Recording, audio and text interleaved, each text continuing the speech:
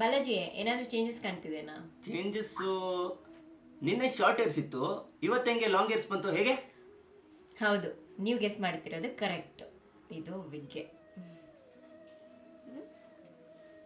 ಈ ವಿಡಿಯೋ ಮಾಡೋ ಉದ್ದೇಶ ಇಷ್ಟೇನೆ. ಇಂಡಿಯನ್ ಕ್ಯಾನ್ಸರ್ ಸೊಸೈಟಿ ಅವರು ಕ್ಯಾನ್ಸರ್ ಪೇಷಂಟ್ಸ್ಗಳಿಗೋಸ್ಕರ ಫ್ರೀ ವಿಗ್ನ ಪ್ರೊವೈಡ್ ಮಾಡ್ತಾ ಇದ್ದಾರೆ. ನನ್ನ ಕ್ಯಾನ್ಸರ್ ಟ್ರೀಟ್ಮೆಂಟ್ ಟೈಮಲ್ಲೂ ಕೂಡ ಅವರೇ ವಿಗ್ನ ಪ್ರೊವೈಡ್ ಮಾಡಿದ್ದು. ಸಹಜವಾಗಿ ಕೀಮೋಥೆರಪಿ ಟೈಮಲ್ಲಿ ಮೆಂಟಲಿ ಮತ್ತೆ ಫಿಸಿಕಲಿ ತುಂಬಾ ಸ್ಟ್ರೆಸ್ಫುಲ್ ಆಗಿರುತ್ತೆ. ಕೆಲವೊಬ್ರು ಕೂದಲ ಬಗ್ಗೆ ತುಂಬಾನೇ ಸ್ಟ್ರೆಸ್ ಮಾಡ್ಕೊಳ್ತಿದ್ದಾರೆ. ಅದ್ರ ಬದಲು ಅದೇ ಎನರ್ಜಿನ ನೀವು ಟ್ರೀಟ್ಮೆಂಟ್ಗೆ ಕೊಡಿ. ಸ್ಪೆಷಲ್ ಒಕೇಜನ್ಸ್ಗೆ ನೀವು ವಿಗ್ನ ಪ್ರಿಫರ್ ಮಾಡಬಹುದು.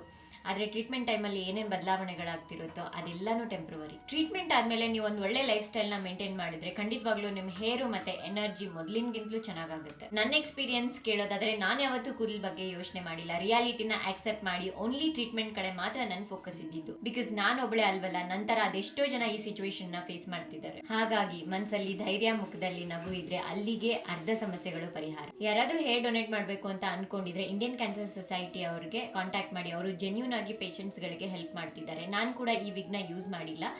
ಯಾರಿಗಾದ್ರೂ ಪೇಷಂಟ್ಸ್ಗೆ ಅವಶ್ಯಕತೆ ಇದ್ದವರು ಟೆಕ್ಸ್ಟ್ ಮಾಡಿ. ಇದೇ ತರಹದ ಇನ್ಫಾರ್ಮೇಟಿವ್ ಕ್ಯಾನ್ಸರ್ ರಿಲೇಟೆಡ್ ಕಂಟೆಂಟ್ಸ್ ಗಳಿಗೋಸ್ಕರ ಫಾಲೋ ಮಾಡಿ. Thank you.